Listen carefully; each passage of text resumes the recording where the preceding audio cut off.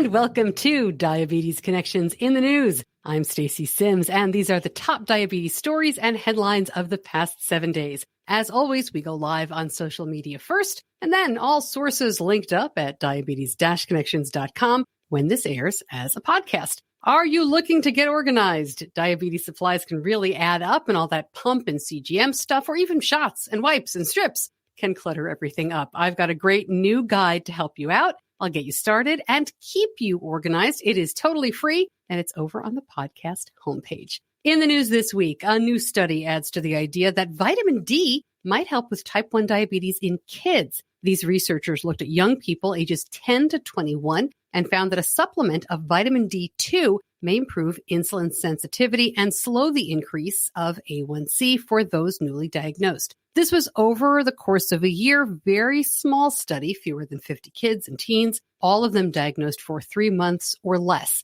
A lot more to learn here, but the study is in the Journal of the Endocrine Society.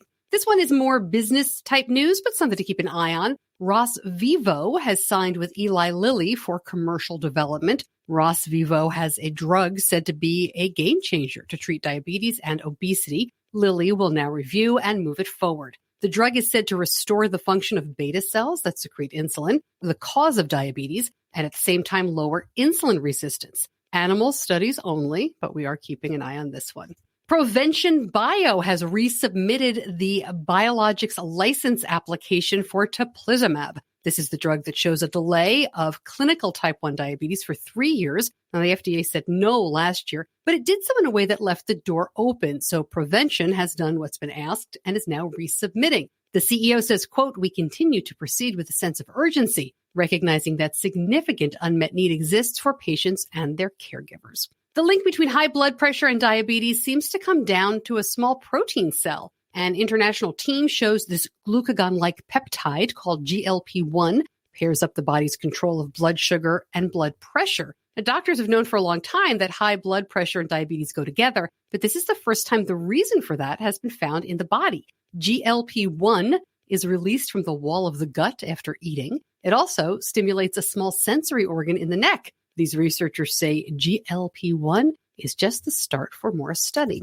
And more support for bariatric surgery as a treatment for type 2. A study found that adults with obesity who had weight loss surgery and achieved substantial weight loss before contracting COVID reduced their risk for severe infection by 60% compared to those who didn't have surgery. This study conducted at the Cleveland Clinic. Previous studies have found that in obese patients with type 2, bariatric surgery can send it into remission more than 75% of the time.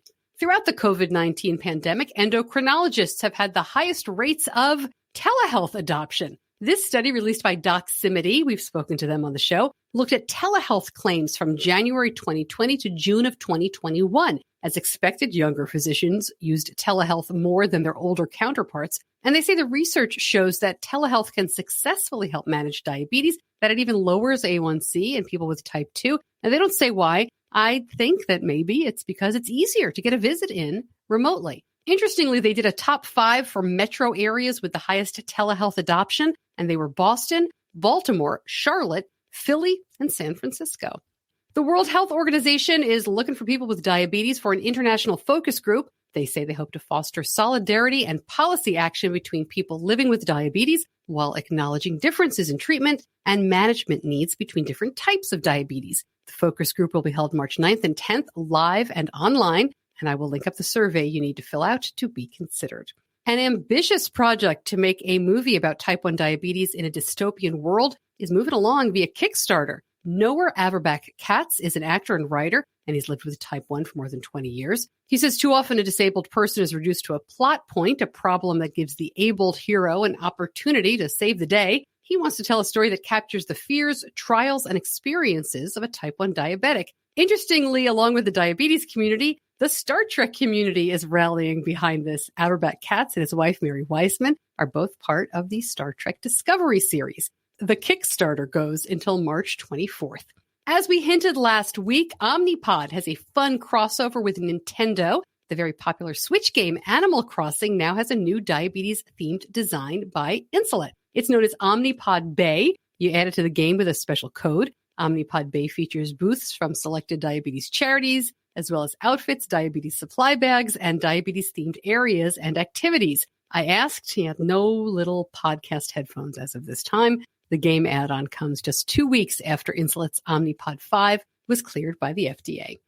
Our long format episode this week is with Lauren Bongiorno, a diabetes health coach who is a terrific example of why it is not a great idea to aim for perfection with diabetes. She shares how her A1C was basically perfect during college, but that she was miserable. Next week, our episode will be all about Eversense, the 6-month CGM just approved by the US FDA, and you can listen wherever you get your podcasts. That is in the news for this week. If you like it, please share it. Thank you so much for joining me, and I'll see you back here soon. Diabetes Connections is a production of Stacey Sims Media. All rights reserved, all wrongs avenged.